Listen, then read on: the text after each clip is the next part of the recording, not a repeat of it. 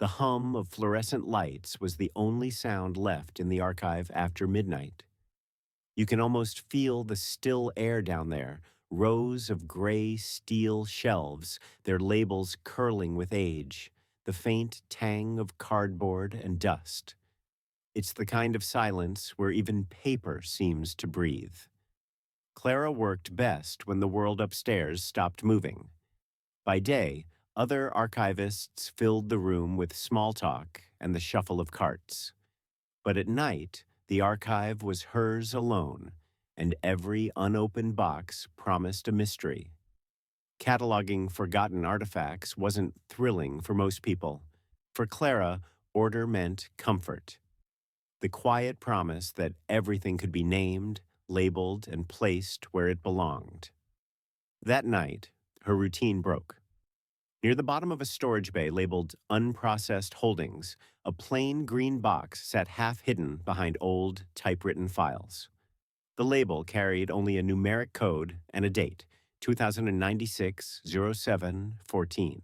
It was far beyond any accession date the agency had reached, as if someone had misprinted a future century. Clara frowned, brushing off a thin layer of residue. No barcode, no intake record. That alone should have sent it straight to audit. Yet something about the handwriting, precise, slanted, careful, stirred a small pulse of curiosity. She pulled the box onto her desk, checked the work log to make sure no one had signed it out. Nothing. Inside, wrapped in plain linen, lay a single worn leather journal. Its spine was cracked but intact, its edges darkened by time. The moment she lifted it, a scent of scorched paper escaped, faint and metallic, like the aftertaste of lightning. Clara turned the first page. The handwriting matched the label, elegant, deliberate, and at the top read, Field Record, Volume 7. The entries were dated too, only the years didn't fit. One after another, 2083, 2085, 2089, decades ahead. At first, she thought it was some abandoned experiment in speculative writing. Archivists sometimes found mock journals or training exercises meant to teach cataloging standards. But the tone wasn't narrative. Each line was a cool, factual record, time, place, event, written with the precision of an official report. When she reached the seventh page, her pulse slowed. The date was tomorrow. The entry detailed a small office fire at a building 2 streets away. The description included the brand of a coffee maker, the time the alarm would fail to trigger, even the initials of a maintenance worker who would find the smoke too late. Clara sat back. She told herself it was impossible that someone had backdated a prediction after hearing about it. Yet no such incident had happened. There was still time before tomorrow. That night, she left the archive uneasy. By morning, news feeds confirmed a minor fire in that same building. No injuries, no alarm. Every detail matched the entry. She reread the pages under harsh fluorescent light, her reflection wavering in the plastic cover sheet. The journal wasn't recording the past. It was keeping minutes for events that hadn't yet occurred. Clara's discipline as an archivist faltered under one impossible thought. The journal wasn't recording the past. It was moving with time, rewriting itself to stay aligned with events not yet lived. And somewhere between duty and disbelief, another thought surfaced, quiet and electric. If this ledger could keep pace with tomorrow, what would happen when it finally reached her? The next morning, Clara locked the archive door an hour early and slipped to her desk. The journal lay precisely where she had left it, the linen wrapping folded with quiet formality, as if waiting. She told herself this was simple verification, that she'd read the next few entries, note the details, and prove chance had fooled her. It was the kind of rational task she trusted.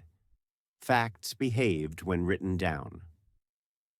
The next entry was short: a bus delay, a broken vending machine, a spilled cup of coffee ruining an engineer's proposal during a meeting downtown. Banal, harmless disruptions marked with dates over the next week, each one minor enough to seem trivial until they aligned with the daily news and incident memos scattered across her agency's intranet. Every note, every timestamp matched. Coincidence dissolved under data. Clara began a quiet routine. Every night before leaving, she read one or two lines from the future. Every morning, she verified. She logged nothing. She told herself this was observation, not belief. Archivists followed evidence, not faith. Within a month, half her evenings disappeared into this secret project. She'd linger in the aisles pretending to inventory expired storage media while her colleagues packed up. Her supervisor joked about her devotion to dead paperwork. She laughed along hollowly. The truth was smaller and stranger. She couldn't stop watching the world obey handwriting. At first, the entries stayed domestic. Street closures, brief news items, a burst pipe in a residential tower. Then the tone shifted. One described an unexpected policy reversal signed late at night. 2 days later, headlines mirrored the phrasing exactly. The handwriting even included a reporter's distinctive caption note, identical to what appeared later online. The journal was no longer mirroring coincidence. It was constructing reality, letter by letter.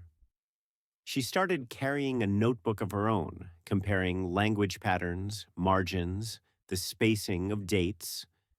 The similarities unnerved her.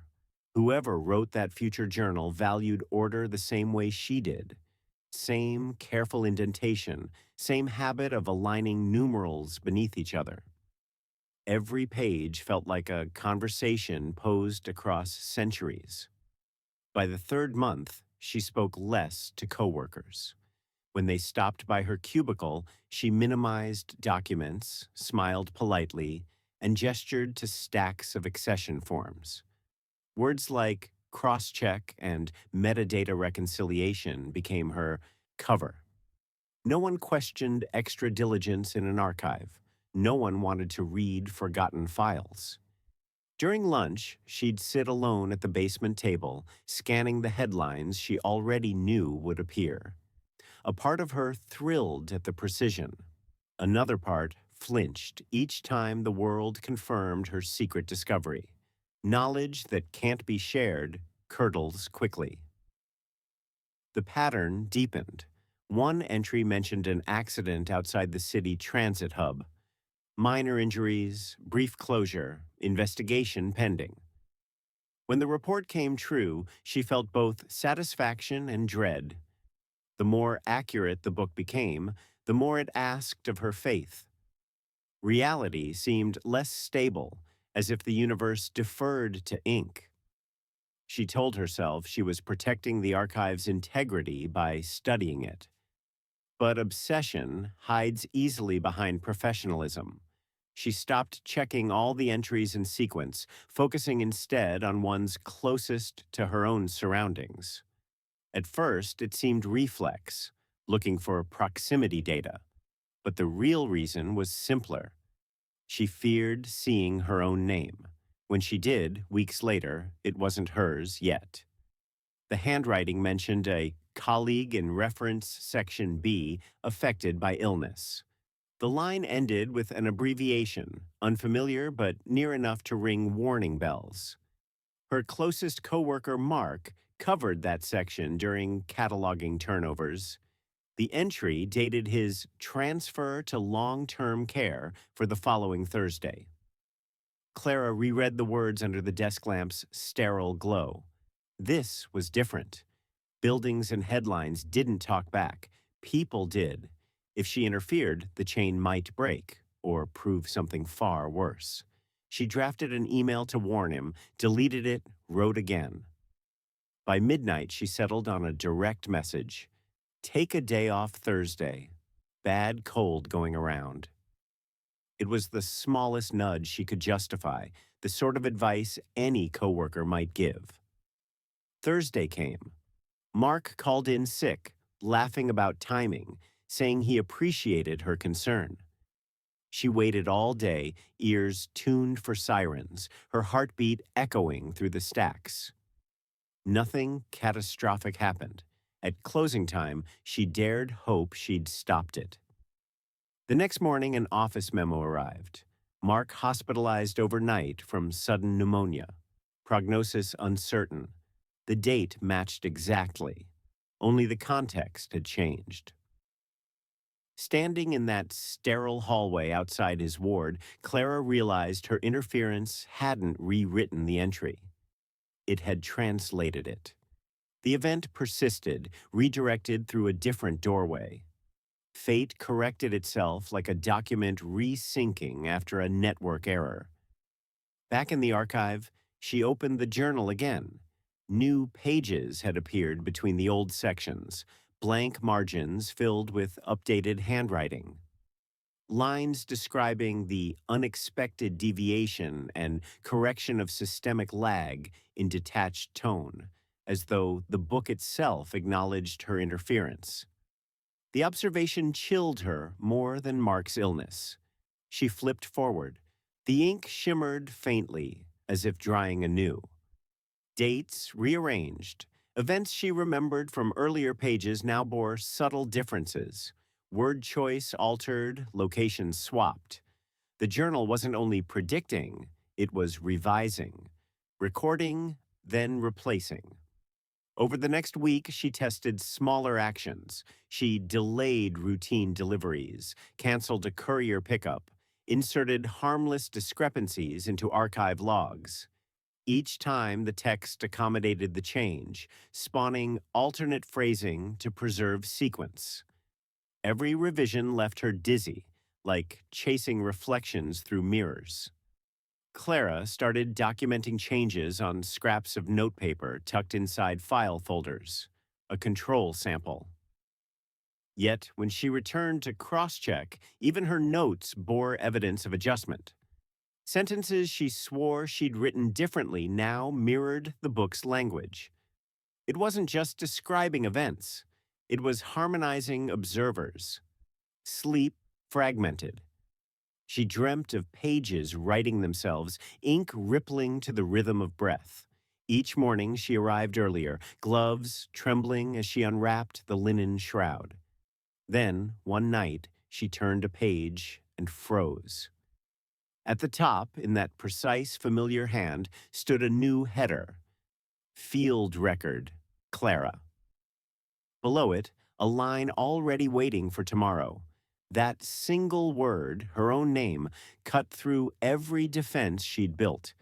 The pattern of the impossible had turned inward, and whatever force kept the ledger alive had chosen a new subject. Clara whispered into the empty archive. Who's writing this now? No answer came, only the low electrical hum that filled the silence as the journal continued to breathe, patient and alert, waiting for her next move.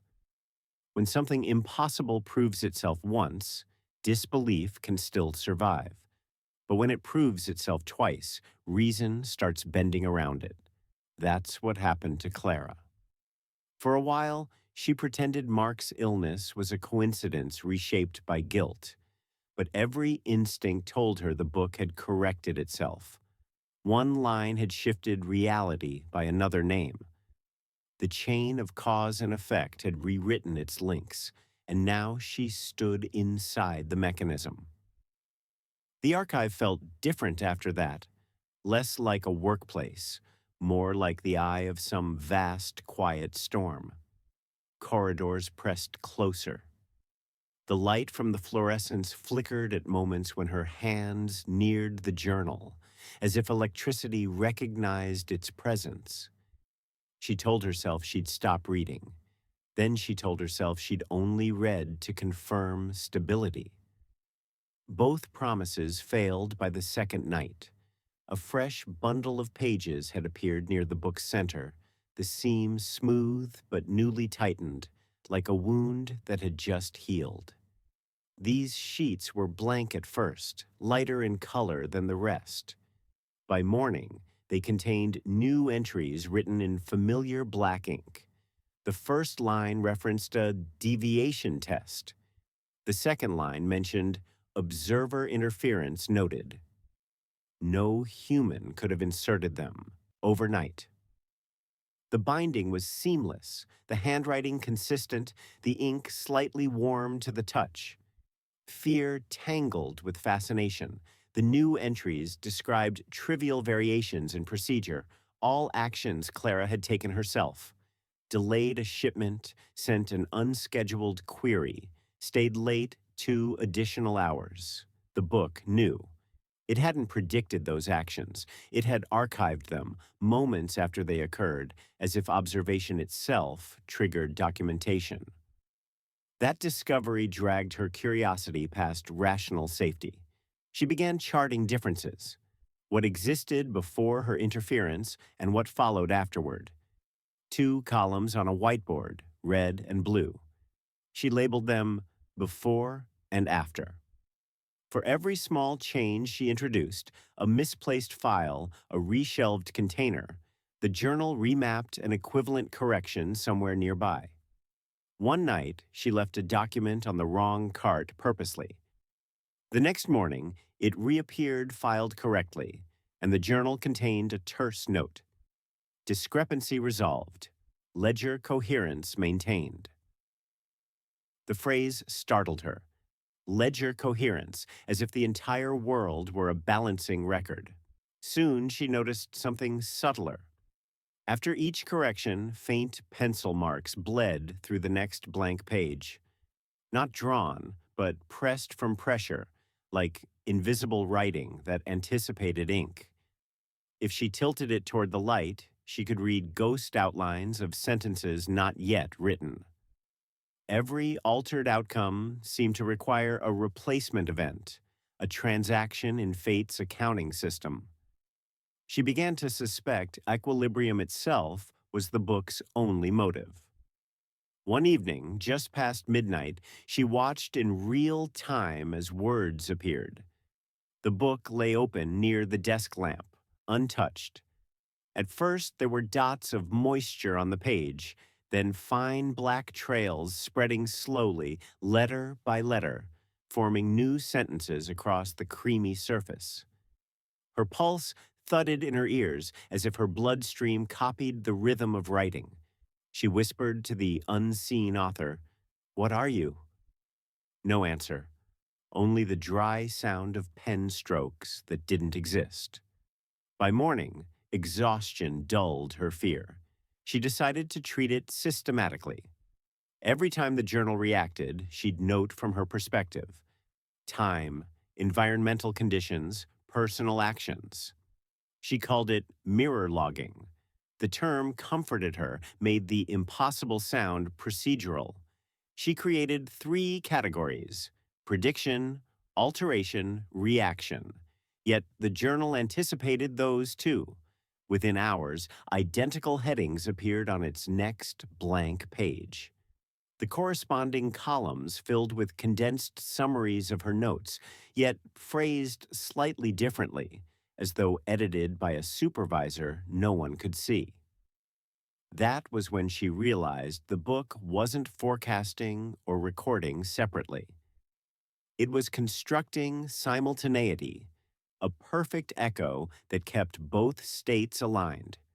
Prediction created observation, observation updated prediction. Each line generated the other in looping dialogue. Her definition of time started to slip. She tested delays. She'd count to 10 before turning a page, or close her eyes and decide she wouldn't read until morning. But even when she resisted, entries updated themselves to describe her hesitation. The yield of restraint itself became content. Subject postpones verification, temporal lag measured. The more she fought, the more complete the record grew. Weeks blurred into each other under pale light, and stale air. Colleagues noticed her isolation, but she deflected with smiles and technical jargon. She ate at her desk, lived by the hum of ventilators, measured hours by ink. One night, fatigue overwhelmed Method. She fell asleep on the wooden chair, head bent toward the open journal. When she woke, the room remained drenched in artificial day. The air smelled faintly of singed paper. Her neck ached, her palms tingled. She blinked and saw new handwriting. At first, it seemed untouched. Then she caught her own penmanship staring back. The sharp downward slant of her RR. The narrow loop on the A, identical. Her eyes scanned the passage. It described her dream, the chasing corridor, the unseen writer, her whisper for help, word for word, down to punctuation. Panic pressed against her ribs. She grabbed one of her own notebooks to compare. The slope, the pressure, the rhythm, they matched completely. There was no distant author anymore. The journal's tone, once detached and clinical, had adopted her phrasing, her choice of verbs. Hard-hammering, she decided on a drastic test. She'd write directly inside it, forcing confrontation. On a blank margin, she penned, "If you're me, stop now." The ink had barely dried when the next line appeared beneath it, written in the same hand. "Stopped recorded. Observation continues." The chill that followed was physical. She snapped the journal shut, heart racing, breath shallow. She wanted to throw it into the furnace, but reason still clung to her like damp cloth. Destroying it could erase proof, or accelerate whatever it represented. Instead, she slid it back into its box, sealed the lid, pressed her forehead against the cool cardboard. The hum of the fluorescent lights thickened, vibrating through her skull. In that vibration, she thought she heard faint scratching from inside the box. Ink still moving, indifferent to containment. For the first time, she understood a new rule. She wasn't documenting a mystery. The mystery was documenting her. The next evening, she tried working on other assignments, checking inventories without thinking of the sealed container beside her. But focus wavered. Every rustle of paper sounded like pages turning. She gave up around 2 a.m., pulled the box toward her, and reopened it. The linen cloth was already folded back, the journal breathing faintly, waiting. On the first page, a new heading gleamed in the light. Field Record. Sequence. C. Clara. The entry began, midway through the sentence, the way speech does when two people know the conversation has already begun. Continues interaction despite containment. Variable no longer external. A patch of warmth spread across the paper under her fingertips, as though acknowledging contact. She whispered, "You're writing me as I talk." Letters formed below, deliberate and calm. Affirmative. Self-maintains narrative loop. Control, she realized, was an illusion. She wasn't reading ahead anymore. She was catching up. In that instant, everything around her, the lights, the shelves, the air itself, seemed part of one vast notebook where moments were lines in ink she could never erase. And somewhere, unseen, the archivist, beyond her own reflection, continued to turn the page. By now, Clara had accepted one certainty. Whatever power animated the journal no longer observed from a distance. It described her minute by minute, sometimes before she noticed her own gestures. Each sentence appeared with the precision of a mirror reflecting action as soon as light touched it. Her first impulse was to prove error. She would move randomly, flip switches, knock over a pencil, hum any tune that came to mind. The book copied everything with mechanical accuracy. Subject tests unpredictability. Result, parity maintained. The phrasing made her stomach tighten. The term parity suggested equilibrium, a higher rule protecting its own grammar. Clara tore a sheet from her notepad and scribbled nonsense words, letters joined at illogical angles, and waited. Minutes later, the same gibberish surfaced across a blank page of the journal, tidied into the proper alphabet. Chaos didn't survive translation. She compared handwriting samples under the desk lamp, laying tracing paper between them. Curves, spacing, even the slight misalignment of her lowercase e, it all matched. She wasn't just being predicted, she was the instrument writing itself. That realization hollowed her, yet curiosity still pulsed behind fear. If prediction equaled reflection, maybe the book revealed how time documented consciousness. Archivists spent careers preserving voices of the past. Perhaps this one preserved her present. The thought steadied her enough to continue. She began running small trials. She'd mark time on a wall clock, wait precisely 1 minute before reading the next entry, and note differences. But every description inside referenced micro delays only she could measure. Subject hesitates 37 seconds, doubts objective validity. Even introspection wasn't private. It logged awareness itself, a perfect audit. Sleep brought no release. Dreams unfolded like drafts of the next section, half-finished lines floating before her eyes, static humming through corridors. When she woke, those half-sentences reappeared in full ink on the next day's page. She had begun living inside footnotes the journal hadn't completed. At noon, one Thursday, she cracked. The page described her distress at noon Thursday. The recursive mockery burned through calm. She grabbed a lighter from the emergency kit, struck flame, and pressed it beneath the open leaf. Black curls rose, smoke biting at her eyes. For a moment, she felt victory, the paper blistering, the ink rupturing into nothing. Then heat radiated through new pages farther back, words etching themselves even as the flame consumed them. Subject attempts incineration. Fire temperature 870 degrees. Damage localized. Observation continual. She dropped the lighter, heart hammering. The journal no longer resisted harm. It integrated it. Every act of rebellion became annotation. The line between cause and record evaporated. She opened another section at random. There she found instructions. Short commands phrased as inevitable statements. You will catalog containment protocol. You will replace missing labels. You will maintain sequence integrity.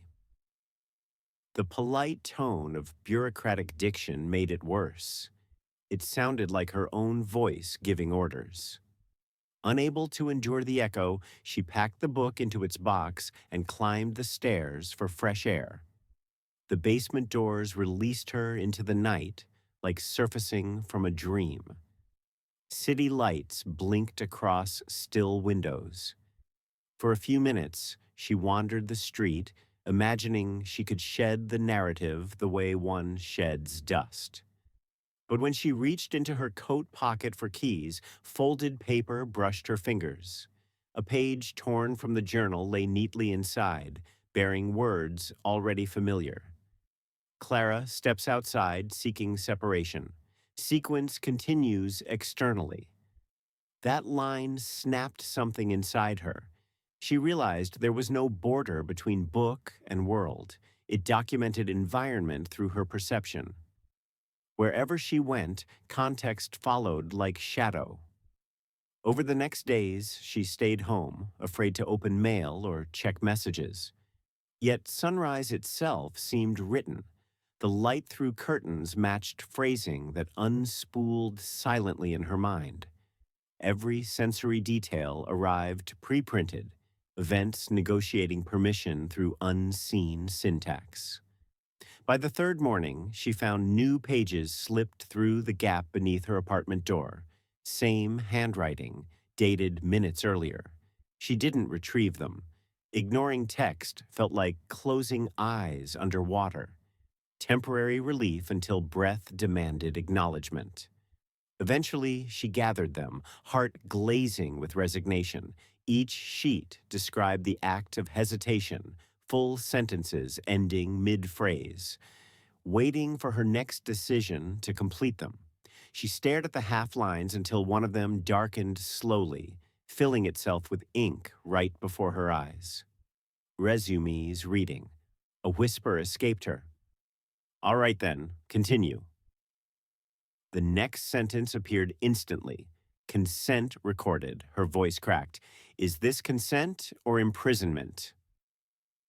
No movement. Then another line. Distinction irrelevant to continuity. In that moment, she understood, whatever the journal represented, it kept existence consistent by converting living experience into stable record. Every event required inscription, otherwise the world risked blankness. She was both writer and safeguard, the mechanism ensuring nothing fell unwritten. Part of her wanted to accept that purpose. Preservation defined her profession, after all. But the next pages betrayed that rational comfort. The wording shifted tone, personal pronouns vanished, commands thickened, catalog sequence C until closure. Subject maintains coherence until dissolution. Fear returned as physical shaking. She tore through drawers, searching for scissors, red pen, anything to mark the pages differently. The scarlet ink bled across margins, but each stroke soon faded back to black. Her revisions refused existence. She spoke aloud as if to reason with a stubborn database. If record demands completeness, it can't finish while I'm alive, so I won't finish. For a heartbeat, no line formed. Then calmly. Statement archived. Result pending. It wasn't threat, it was procedure. The neutral tone of bureaucracy made it monstrous. Back at work, she studied samples under magnification, trying to detect chemical reaction. No result explained the transitions. Fibers unburned, pigments ordinary. Yet the script's rhythm followed her pulse when she checked watch readings. Time itself beat in editorial cadence. Late that evening, she experimented with silence. She placed her hands flat on the desk and refused thought. Pure blank mind. Minutes slid by, peaceful, then restless. When she opened the journal, the next page was truly blank, first time since discovery. Hope startled her chest. She closed it quickly, terrified to disturb stillness. But within seconds, faint indentations rose on the untouched paper, the ghost of letters forming not through ink but pressure. They resolved into a single sentence. Pause documented.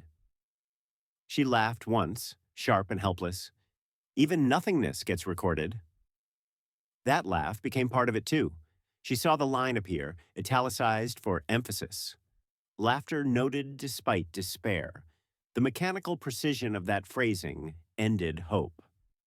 She realized the author wasn't some external intelligence or future version punishing curiosity.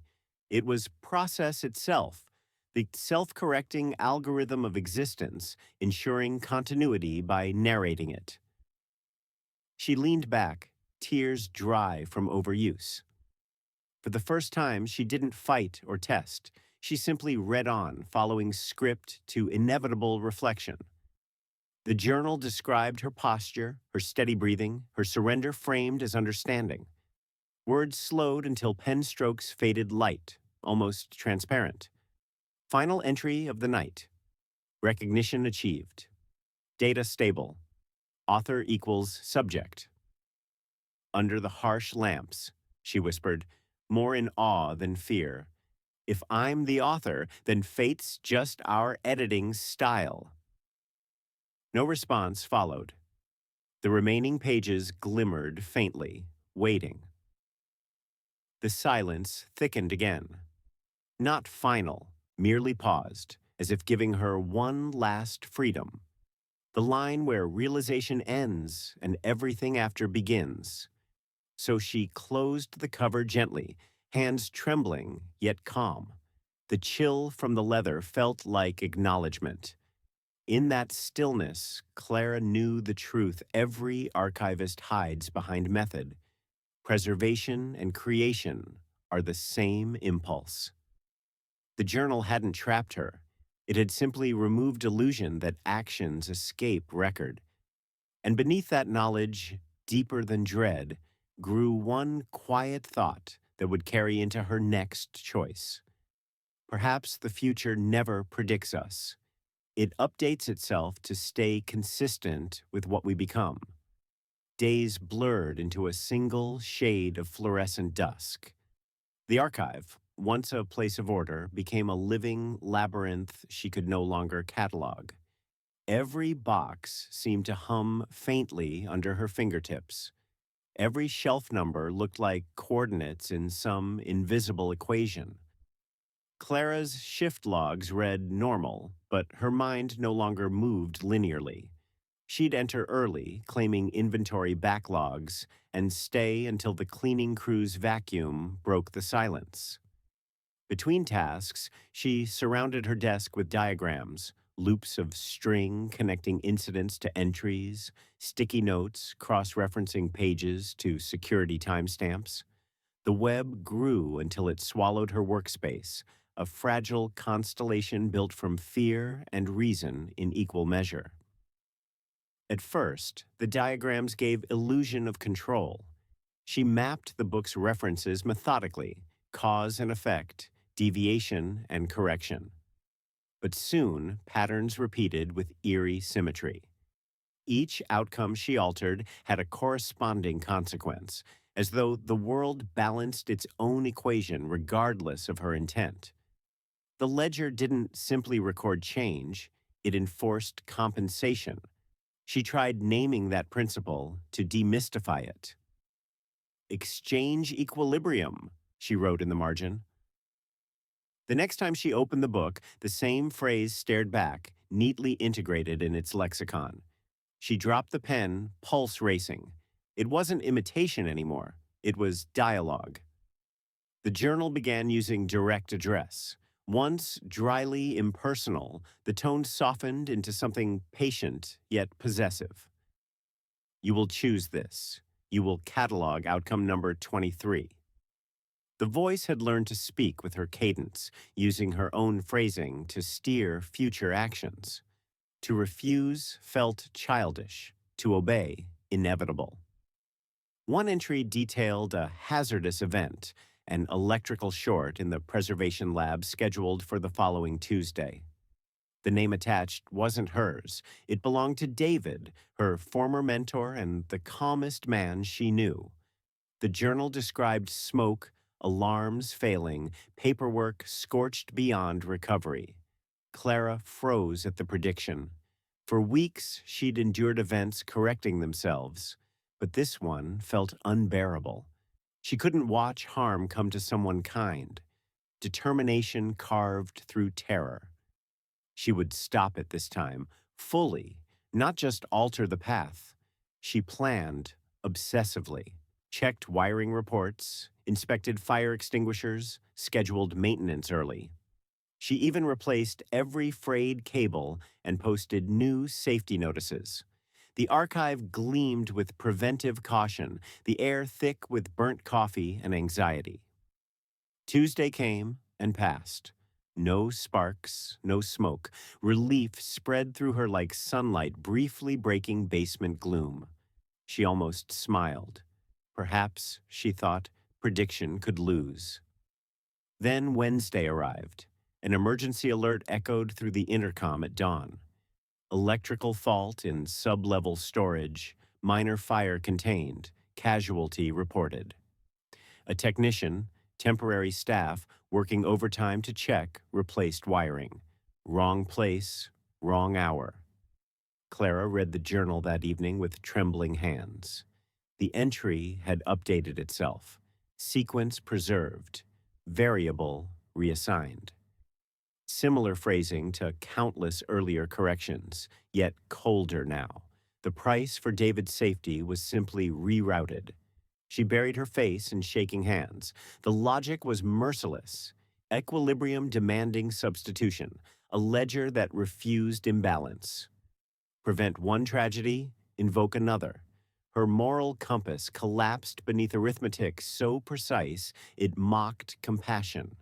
Over nights that followed, Clara's notes multiplied, charts filled with cause and effect hierarchies, fires cross-linked to storms, illnesses to refunds, all connected by the phrase value restored. She realized the journal didn't need to punish. It only balanced.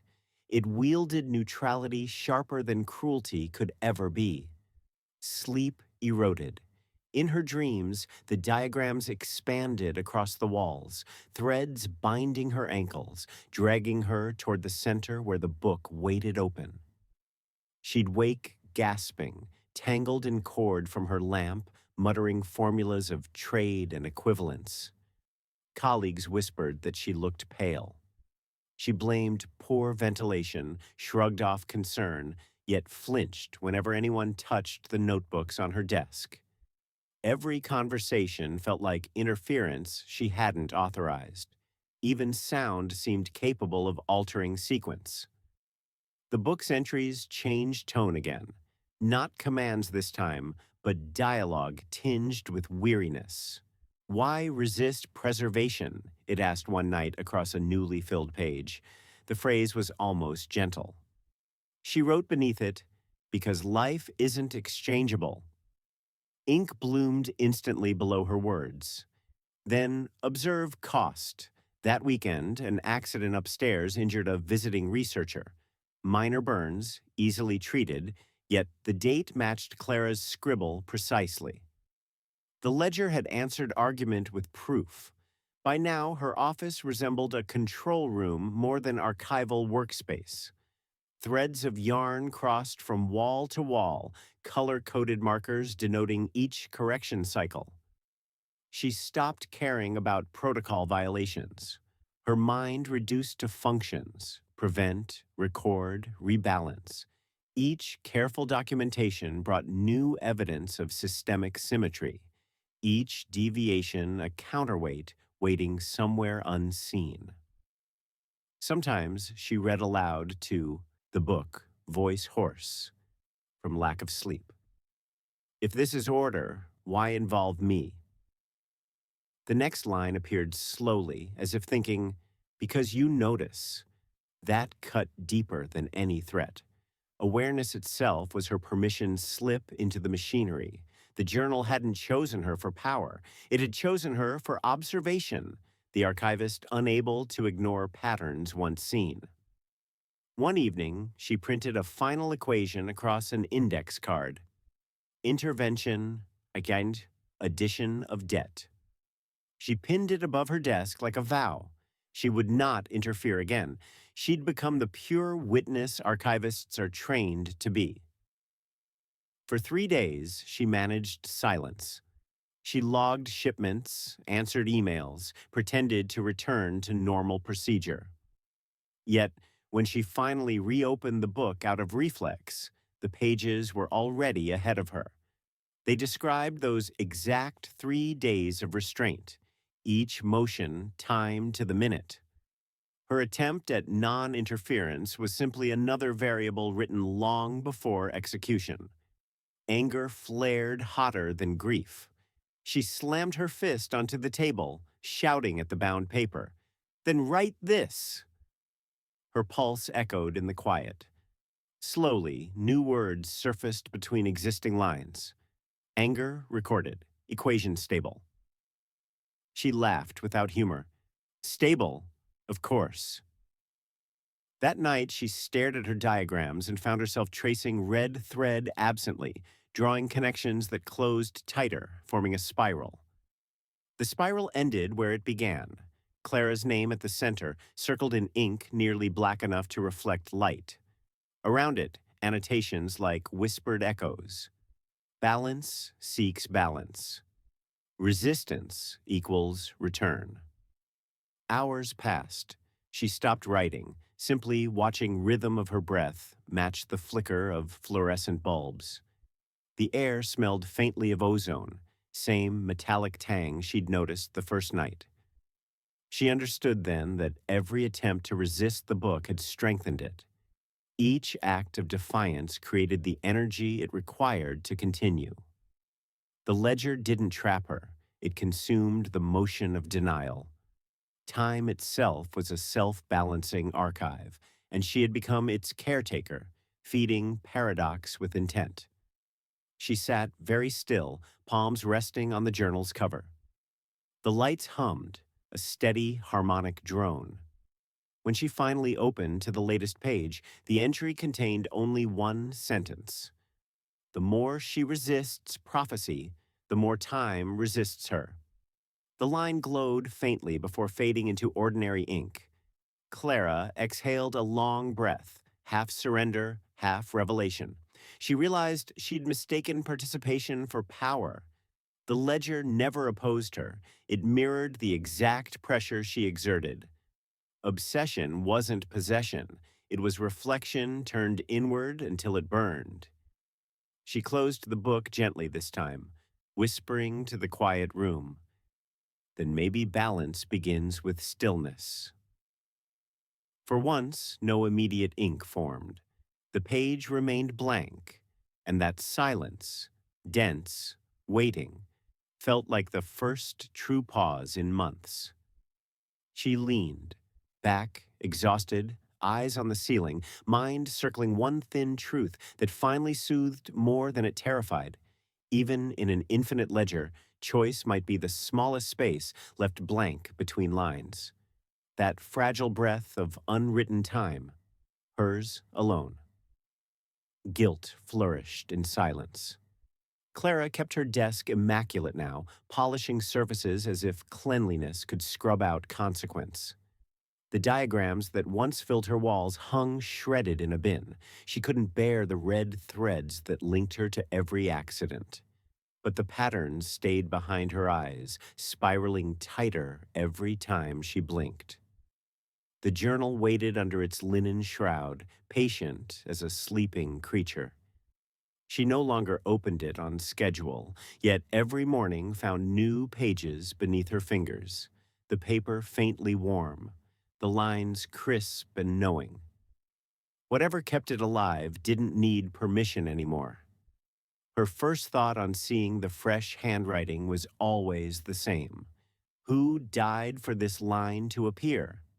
One entry listed small disruptions, a broken elevator, a brief outage near the city core, a name she didn't know. Simple mishaps, but each one matched news alerts she avoided reading. Even her restraint became a variable. Skipping headlines only delayed confirmation. It never erased it. Isolation deepened. Messages from the office piled unanswered. Days began with dread instead of curiosity. She'd sit in darkness, waiting for the fluorescent lights to hum awake, half expecting them to flicker out for good. The hum meant continuity, and continuity meant the ledger still fed on motion. Sometimes she spoke aloud to the shrouded journal, voice low from disuse. Is this punishment or preservation? Silence wrapped her question. Then faint pressure shifted the box lid. When she lifted it, a single line had appeared across the next blank page. You misunderstand balance. Each note you change adds another line.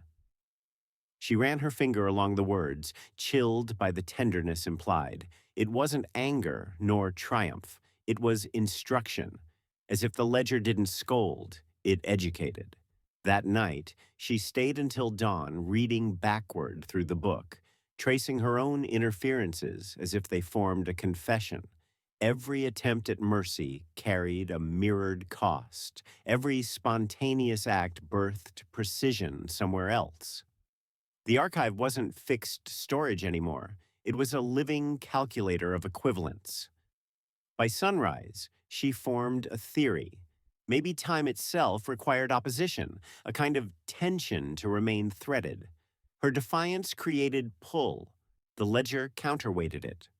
Remove action, and perhaps reality slackened to instability.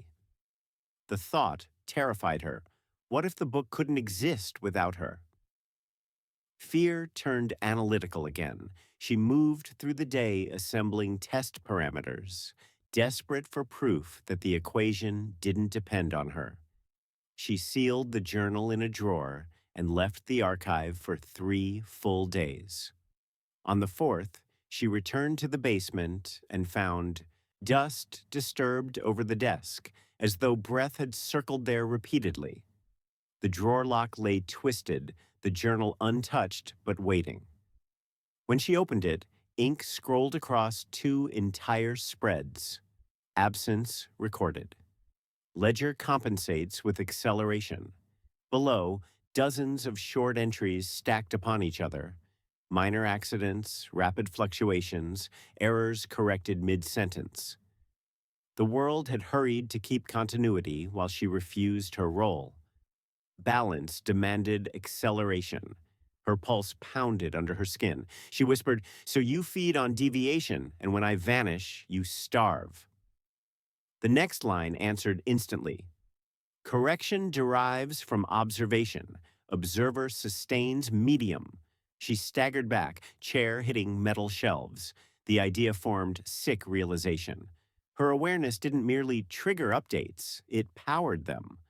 The ledger might end if she stopped noticing, but if noticing sustained existence, then ending it meant ending herself as well. Days bled into equations. She filled notebook after notebook with experiments she barely dared perform, dropping pens, changing routines by seconds, logging the resulting alterations. The margins crawled with annotations like living veins. She found herself whispering timestamps unconsciously as though reading lines that hadn't yet reached paper. Sleep offered no distance. When she closed her eyes, dream light unfolded as grids of black ink. Every movement left trace marks behind eyelids. The act of resting wrote itself in miniature somewhere inside the ledger's unseen totality. Chains of logic coiled tighter. If equilibrium required constant equalization, could she destroy the system by overwhelming it?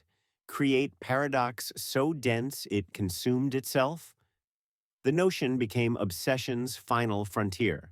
She gathered matches, industrial solvent, an empty metal tray.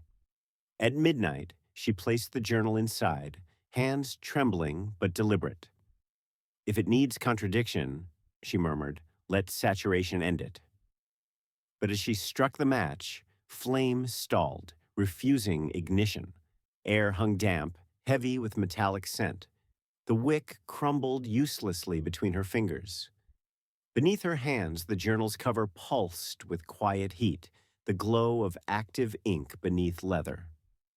When she lifted it again, new writing awaited her. Containment preferred. Erasure invalidates source. Exhaustion blurred anger into surrender. She slumped back, whispering, "Then tell me how to stop caring." The page remained blank for a moment. Then, slowly, hesitantly, letters formed. Balance rests in non-interference. Observation without amendment maintains order. Something softened inside her, half relief, half despair. All this time it had been asking her to do what archivists are trained for, to maintain records without altering them, preservation disguised as punishment. She closed the book with gentle finality and tucked it under her arm. If inaction was the cure, she would practice it perfectly. She would become invisible to causality. For several days, her life shrank to mechanical repetition. Arrive, file, eat, leave.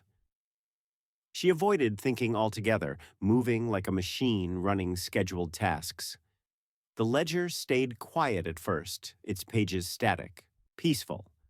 But the longer her stillness persisted, the thicker the paper stack grew, expanding subtly as if new leaves multiplied, waiting blank but expectant. And then, one evening, as she reached for it, she saw something different. Amid the calm white expanse, page after page turned of its own accord until the motion stopped near the back. Only one new sheet remained, clean, untouched, no text visible. Her breath stalled. All previous pages ended mid-sentence, pointing here like tributaries joining a river. The blank space shimmered faintly under lamplight, surface trembling as though waiting for the first stroke of ink. She whispered, "Is this the end?" Immediately, 3 words appeared, thin, exact, final. Last entry pending. Her stomach jolted. Pending meant prepared, not complete. It was neither peace nor salvation. It was a pause before declaration. For the first time in months, Clara felt stillness uncoil into honest fear.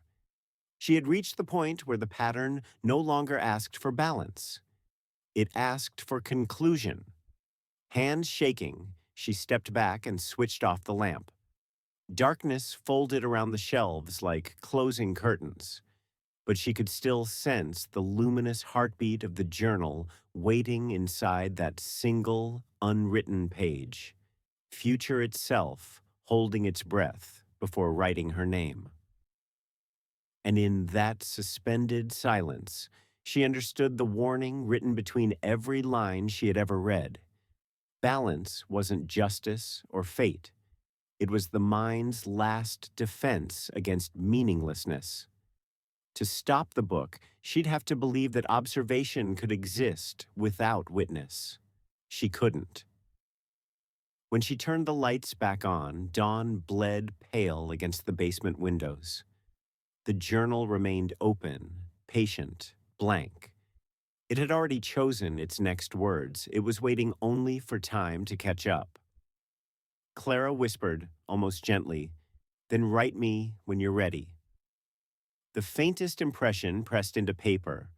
No ink, just the ghost of a letter beginning to form. The blank page never stayed empty for long. Clara learned that soon enough. 2 nights after the word pending appeared, faint indentations surfaced on the untouched sheet, curves of letters waiting for ink. By morning, they darkened into written form, a date 3 days ahead, followed by an unambiguous line. Subject expiration, 21:47 hours. Her own name followed, listed like an archival note. The precision of it felt surgical, not prophecy, but documentation of an event already scheduled in some higher ledger. She traced the numbers with her fingertip, hoping pressure might smear them back to uncertainty. Nothing changed. Ink held steady, calm as truth. A cold clarity spread through her chest. For months, she had treated every line as a dialogue, a riddle meant for deciphering. But this one wasn't metaphor or test, it was closure. She should have felt panic. Instead, what came was direction, the instinct of a cataloger wanting to verify one last entry before filing it away. Still, she wasn't ready to surrender. The next morning, she drove aimlessly through the city, ignoring routine. She took random turns, stopped for coffee in unfamiliar blocks, tried to fracture pattern through chaos. Her heart monitored each tick of the dashboard clock, counting distance from the predicted hour. Yet coincidence trailed her like static. A traffic light malfunctioned exactly where the page had described. A sign fell near her car the moment the ink's time code marked 15002. She understood then. She wasn't dodging cause. She was rehearsing it. By nightfall, she returned to the archive, exhaustion shaking through her hands. The basement smelled different, ozone mixed with something faintly sweet like paper heated too long. On her desk, the journal weighted open, exposing fresh text. Attempts deviation protocol. Sequence realigns. Beneath that line, new words formed even as she watched. Subject resumes observation in final environment. The phrase final environment settled in her gut. She locked the door, turned off the overhead lights, leaving only her desk lamp burning a circle of amber. Around her, thousands of boxes slept in regimented rows. Their label codes glowed faintly under the bulb, tidy markers of stored time. This was where she belonged, the guardian of memory, now archiving herself. At 21 kind, she decided to confront it directly. She opened the blank notebook she kept for control notes and wrote a single question. What happens if I refuse the script? For minutes, nothing occurred. Then, faint as breath, words formed on the facing page of the journal. Refusal acknowledged. Consequence integrates refusal. She exhaled, a soft half-laugh. Even rejection was obedience. Outside, thunder rolled once, a dry sound without rain. The building's lights flickered. Clara thought of setting off the sprinkler system, flooding the archive with cleansing water. But the thought itself appeared instantly on the page. Considers erasure through element, declines. Her reflection in the desk's metal edge looked older, hair unkempt, eyes hollow but lucid. Time had eroded fear, leaving precision behind. She checked her watch. 21:42. Ink moved again, fast this time, across the final sheet. 5 minutes remain. Her heartbeat thudded in rhythm with those strokes. She whispered, "Then let's finish properly." Her fingers found a fountain pen, the one she reserved for intake logs. She uncapped it, dipped nib to pressure, and began writing in the margin. If this ledger sustains balance, may the next observer keep it steady.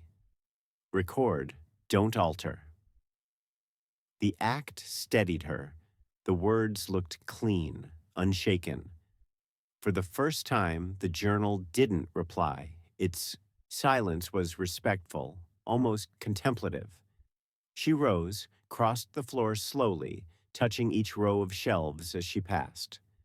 The clock above the exit clicked to 21:46, 1 minute stretching thin as breath. She felt no heat, no looming force, only the weightless sense of being filed into place. When the second hand reached 12, power dipped momentarily. The fluorescent hum cut to silence. And in that pause, Clara saw movement on the desk. A line of fresh ink sliding across still paper. Observation concludes, transfer initiated. Her pen dropped. The air pulsed once, faint vibration running through steel shelves like a sigh. She closed her eyes, expecting pain or flash, but none came. Only a deep quiet, the kind that brackets everything complete. Seconds stretched into minutes. The hum returned. Lights steadied. She was still breathing. Confusion pricked her chest. She checked the page again and found one more sentence finishing beneath the prior note. Existence refiled. The handwriting, unmistakably hers. A wave of calm broke over her. The journal hadn't killed, it had cataloged. Maybe death was just transfer, an archivist term for moving contents into long-term storage. She smiled at the thought, a curator's humor. Existence refiled. She sat, feeling pulse slow. Her surroundings looked newly thin, as if the walls were pages lightly translucent. She caught shadow outlines of other rooms, other times, layered faintly through the air. Maybe she was already within the ledger's larger archive, part of the very data she once tried to analyze.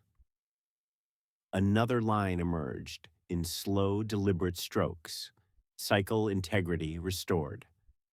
She nodded, whispering, "Then that means equilibrium." In a soft moment of closure, she added her own annotation below. Sequence ends in understanding, not loss. The paper remained still, accepting the sentence without correction.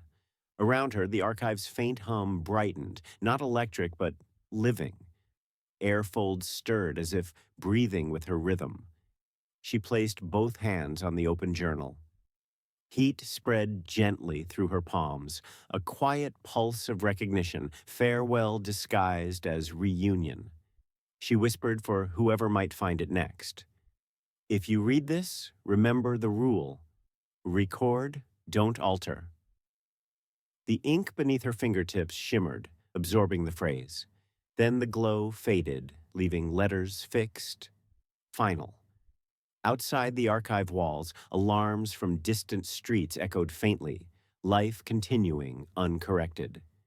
Clara lifted her gaze to the vent line above, each flick of motion graceful, ordinary. She allowed the sound to anchor her, the world carrying on balanced by what she'd learned. When she finally stood, she felt lighter, weight redistributed through quiet acceptance. The book no longer needed her resistance. Equilibrium had absorbed her intention. On the desk, the journal's cover slowly eased shut on its own, the motion silent as dust settling. A single page remained open underneath, blank, except for a farewell line. From somewhere within its fibers, the last words appeared. Observation complete. Clara smiled once, faint and real, before reaching out to close the lid. The latch clicked. Silence folded through the basement, deep and steady. A silence that felt less like absence and more like record keeping itself, keeping her. And in that still air, the clock ticked on, precise, indifferent, eternal. Morning broke gray and unhurried over the government complex, the kind of dull light that seemed to deny anything extraordinary could live beneath it. The archive basement smelled faintly of incense from a cleaning solvent no one ever admitted using. On the central desk, the journal rested closed, its edges cooling after the final glow of ink faded into stillness. Clara stood beside it in quiet consideration. She looked less like someone haunted and more like a worker finishing inventory. Caffeine and sleeplessness had carved narrow crescents beneath her eyes, but her hands moved with collected care. There was peace in completion, even if that peace required surrender. She took a new archival box from the supply cabinet, a fresh cardboard scent replacing the old metallic tang that had followed her for months. She lined it with linen, folded corners as she always did, exact angles, no wrinkles. Then she set the journal inside, its leather scuffed and softened by touch. Her breath made small motions of dust in the lamplight. For the first time, the air didn't feel heavy. It simply waited. On the accession card, she wrote a false numerical code, one that matched nothing in the current index, and dated it decades ahead. Her penmanship was crisp, calm, unshaking. She affixed the label to the lid and sealed the box with acid-free tape. A small, almost private smile touched her lips. Every archivist knew that to hide something permanently, one must file it with impossible accuracy. She moved through the room, deleting every trace from digital logs, search results, timestamps, scan counts. Each deletion left no visible gap, records rebalanced as if grateful to release the pressure. When she submitted her resignation later that morning, she used a phrase she considered the perfect summary of everything learned. Documentation must remain untouched. The act itself felt ceremonial. She tidied her workspace meticulously, replaced tags where numbering had faded, and shut off the flickering desk lamp that had witnessed the whole unraveling. For a moment, she let her hand rest against the cooling metal, grounding herself in the real texture of the world, reassuring both it and her that ordinary matter still existed beyond ink. Across the hall, her supervisor offered polite surprise at the resignation notice, assuming exhaustion or career stagnation, nothing more. Clara smiled gently and wished them order and accuracy, blessings in her line of work. No one asked about the sealed box she carried upstairs for reclassification. In the processing bay, she placed it among a row of unsorted artifacts destined for remote storage. The other containers looked the same, coded, anonymous, patient. She smoothed the linen one final time, glancing at the printed date, 2096 07 14. The number felt more like a horizon than a deadline.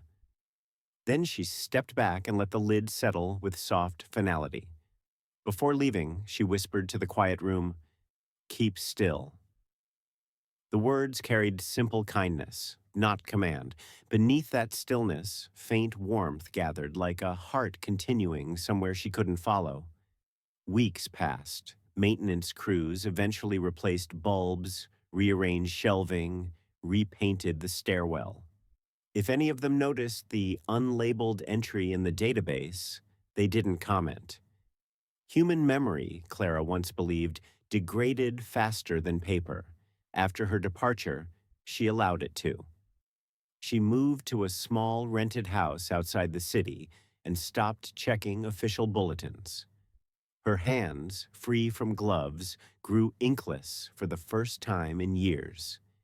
Yet each night she caught herself glancing at corners of the room, half expecting light to breathe there.